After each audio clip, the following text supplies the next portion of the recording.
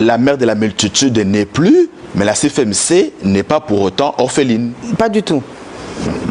Merci beaucoup, maman. Alors, la vision de la CFMC, maman Olangui, nécessaire de nous la rappeler, est de faire de toute femme une personne épanouie dans l'esprit, dans l'âme et dans le corps. Comment pouvez-vous évaluer cette vision 30 ans après, d'abord par rapport à l'esprit, ensuite par rapport à l'âme et enfin par rapport au corps? Je peux dire que maman Olangui a fait un grand travail avec l'aide du Saint-Esprit, parce que ce n'était pas par ses propres forces.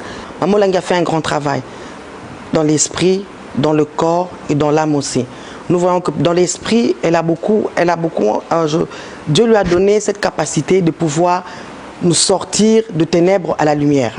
Spirituellement d'abord.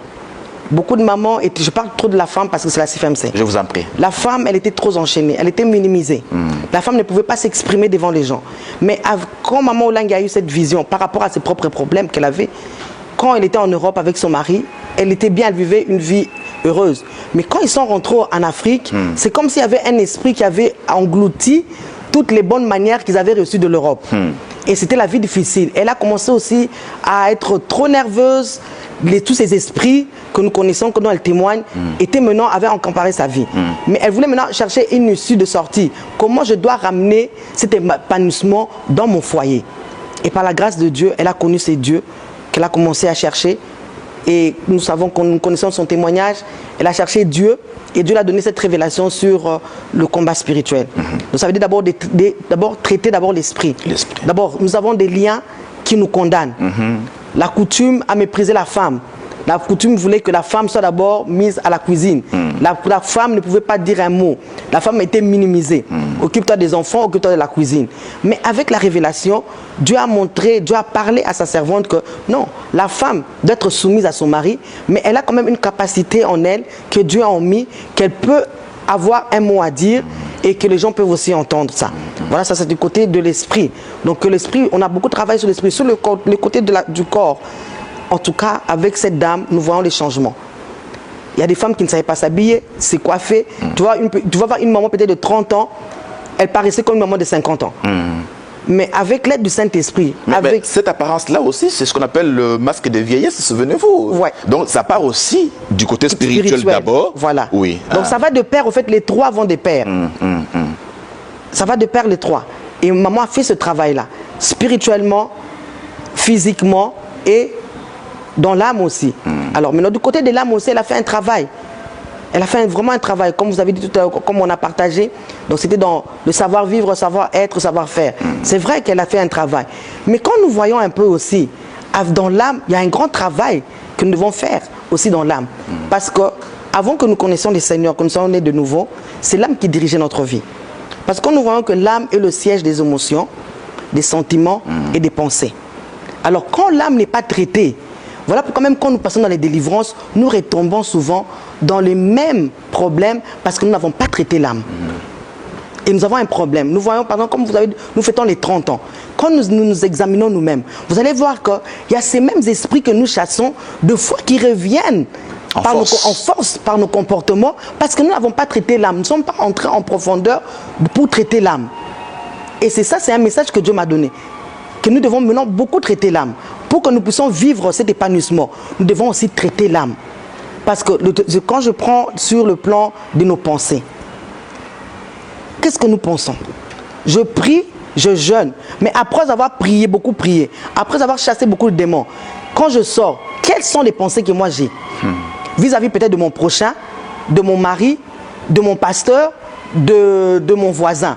Quelles sont les pensées? Parce que la parole de Dieu me dit que je dois avoir des pensées pures, qui sont agréables à Dieu. Voilà pourquoi tu vois la parole de Dieu nous demande de méditer la parole jour et nuit. Maman, vous dites qu'il faut traiter l'âme, mais ce traitement-là passe par quel mécanisme? Passe par quoi? C'est par la méditation, mon bien-aimé. Quand nous méditons beaucoup la parole de Dieu. Parce que, vous voyez, parce que l'Esprit, le Saint-Esprit, quand nous recevons Jésus-Christ comme Seigneur et Sauveur, immédiatement nous sommes remplis du Saint-Esprit. Le Saint-Esprit habite en nous. Mais le Saint-Esprit a besoin d'être nourri. Et pour que le Saint-Esprit soit nourri, c'est par la méditation et la prière. C'est comme les démons. Je prends les démons. Les démons sont nourris par quoi? Par les péchés. Par les péchés. Quand tu pêches, les démons, ils grandissent aussi en toi. Et tu sais quoi, on nous appelons de la possession.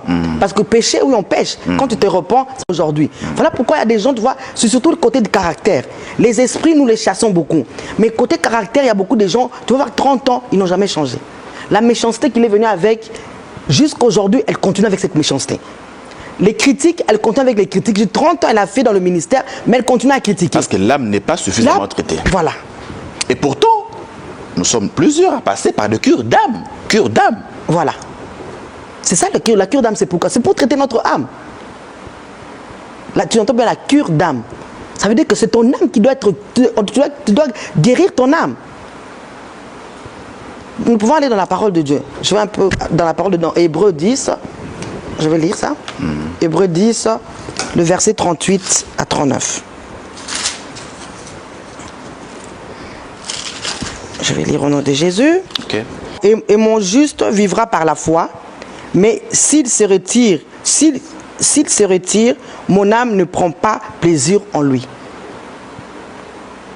Nous ne sommes pas de ceux qui se retirent pour se perdre, mais de ceux qui ont la foi pour sauver leur âme.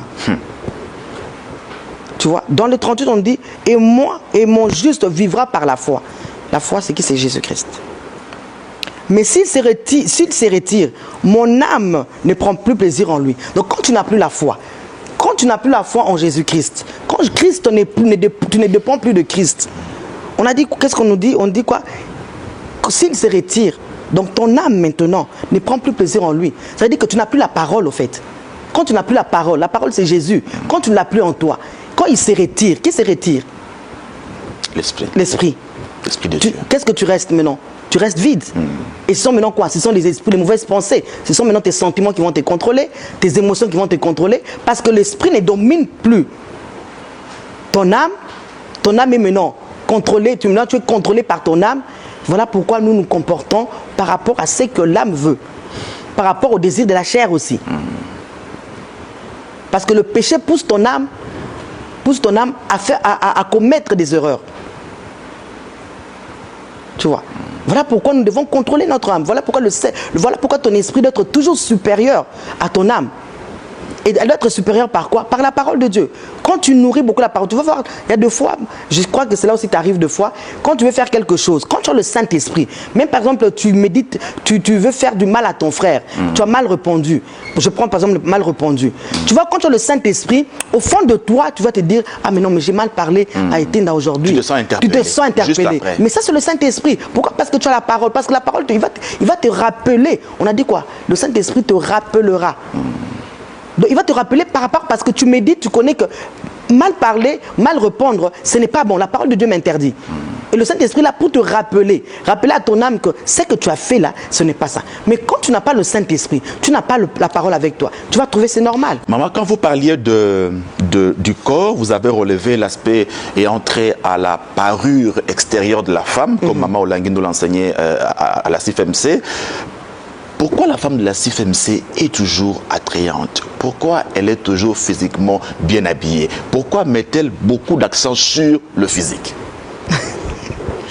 Oui, c'est parce que, tu vois, quand elle doit d'abord, d'abord c'est l'intérieur, comme on dit, nous cherchons d'abord l'intérieur, ça se manifeste par l'extérieur. Quand tu as la délivrance intérieure, cela apparaît aussi à l'extérieur. Tu vois, donc cette propriété d'abord, la propriété c'est biblique, c'est saint, c'est divin. C'est pas la saleté. Tu peux pas, même si tu n'as pas assez d'argent, mais quand tu es propre, avec le petit moyen que tu as, tu t'habilles bien, selon le moyen que tu as, tu reflètes aussi un parfum de bonne odeur devant Dieu. C'est aussi une sorte de révolution que Maman Olanguine a apportée, n'est-ce pas? Parce que auparavant, quand on prie, on sait que celui qui prie, c'est pas celui qui est propre, c'est pas celui qui est élégant, c'est pas celui qui est bien habillé. Mais Maman Olanguine est venue un peu révolutionner la mentalité, notamment des femmes. Oui, beaucoup, parce que beaucoup de gens croyaient que quand on prie, on ne peut pas être peut-être riche, on ne peut pas être beau, on ne peut pas bien s'habiller. Donc le synonyme de prier, synonyme d'être chrétien, c'était comme synonyme de la pauvreté. Mais c'est faux. L'or et l'argent appartiennent à Jésus. Même dans la Bible, on dit que Jésus-Christ s'habillait avec de fins lins. Un lin qu'on ne trouvait pas, des lins qui coûtaient trop cher. Même Jésus s'habillait comme ça. Donc il était propre. Donc il reflétait cette propriété. Donc voilà pourquoi maman Dieu lui a donné cette mission. de l'âme, comme tu dis, du corps, de l'âme et de l'esprit. Donc tous les trois.